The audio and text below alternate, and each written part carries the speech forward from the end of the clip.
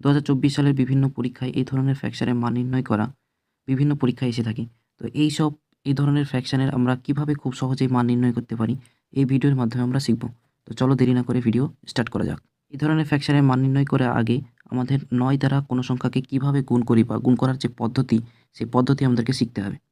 তো যদি আমরা 7 এর সাথে 9 গুণ করি, তাহলে আমরা কি করি, এই 7 থেকে 1 কমিয়ে দিই। তাহলে 7 থেকে যদি আমরা 1 কমিয়ে দিই তাহলে 6, তাহলে 6 বসে যাবে।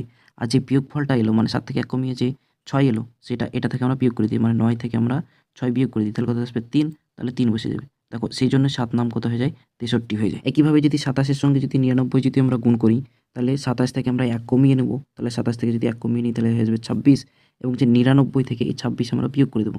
তাহলে 99 থেকে 26 যদি বিয়োগ করে দিই তাহলে বিয়োগফলটা হয়ে যাবে 73, তাহলে সেখানে আমরা 73 বসিয়ে দেবো। এটাই হয়ে যাবে 27 এবং 99 এর গুণফল।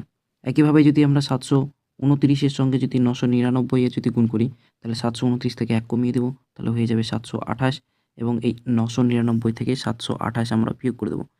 999 থেকে 728 বিয়োগ করলে আমাদের হয়ে যায় 172, 271, তাহলে এটা বসে যাবে 271। একইভাবে যদি 4টে সংখ্যার সঙ্গে আমরা 4টে 9 এর গুণ করি, তাহলে সেম 6823 থেকে আমরা 1 কমিয়ে নেব, তাহলে হয়ে যাবে 6822, তাহলে 6822 এখানে বসে যাবে, এবং 999 থেকে 6822 আমরা বিয়োগ করে দেবো, তাহলে 6800 বিয়োগ করে দিলে হয়ে যাবে 3177। এটাই হয়ে যাবে এই দুটোর গুণফল। যদি আমরা এবার একটা সংখ্যার সঙ্গে দুটো 9 এর যদি গুণ করি, অর্থাৎ যদি আমরা এর আগে যেগুলো দেখলাম সেটা সমসংখ্যক বা একই পরিমাণে যতগুলা 9 ছিল ততগুলা সংখ্যা ছিল, কিন্তু এখানে যদি 9 বেশি আসে কিন্তু সংখ্যা যদি কম আসে, তাহলে আমরা সেম প্রসেস করব। এই 6 থেকে আমরা 1 বিয়োগ করে দেবো, তাহলে 6 থেকে 1 বিয়োগ করে দিলে হয়ে যাবে 5, এবং এই 99 থেকে আমরা 5 বিয়োগ করে দেবো, তাহলে হয়ে যাবে 94, তাহলে এটাই হয়ে যাবে এই দুটোর গুণফল। একইভাবে 54 এর সঙ্গে যদি 9999 এর গুণ করি, তাহলে 54 থেকে আমরা 1 কমিয়ে নেব, তাহলে হয়ে যাবে 53, তাহলে এখানে 53 বসে যাবে, এবং এই 9999 থেকে আমরা 53 বিয়োগ করে দেবো, তাহলে হয়ে যাবে 9946, তাহলে এটাই হয়ে যাবে 54 এবং 9999 এর গুণফল। এবার আমরা দেখব এই ধরনের ফ্র্যাকশনকে কিভাবে খুব সহজেই সমাধান করতে পারবো। এখানে প্রথমে আছে 1 এর পাশ, তো 1 এর পাশ যা আছে থেকে গেল।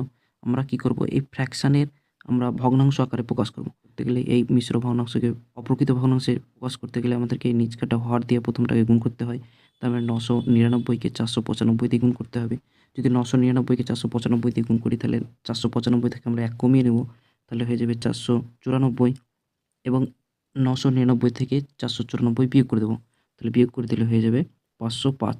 এই 505 এর সঙ্গে লবে আছে 494, এই 494 যোগ করে দেবো, তাহলে 494 যোগ করে দিই, তাহলে এটা হয়ে যাবে 999494, মানে এটার লবে হয়ে যাবে 4,94,999। এবং আবার দেখো নিচের হরের 495কে আমরা 99 দিয়ে কাটাকাটি যাবে, যদি কাটাকাটি করি তাহলে এখানে 5, তার মানে এর আলটিমেট হরে হয়ে যাবে 5।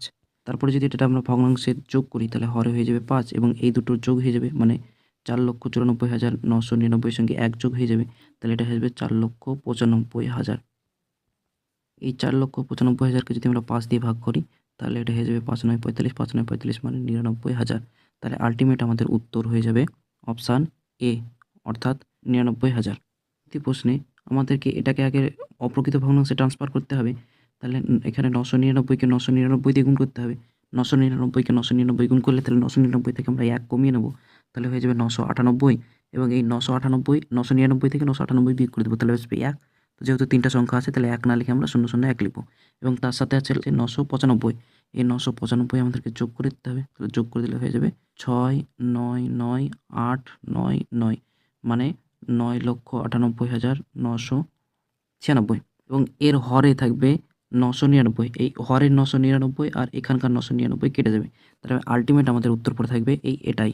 তাহলে এটা যে অপশানে আছে সেটাই হয়ে যাবে উত্তর, অর্থাৎ এটার উত্তর হয়ে যাবে অপশান বি। এইভাবে আমরা 9 এর গুণের যে রুলস বা পদ্ধতি দ্বারা আমরা এই ধরনের ফ্র্যাকশনকে আমরা সহজে মান নির্ণয় করতে পারবো। তো আজকের ভিডিওতে পর্যন্ত দেখা হচ্ছে নতুন ভিডিওতে, ততক্ষণ পর্যন্ত টেক কেয়ার, বাই বাই।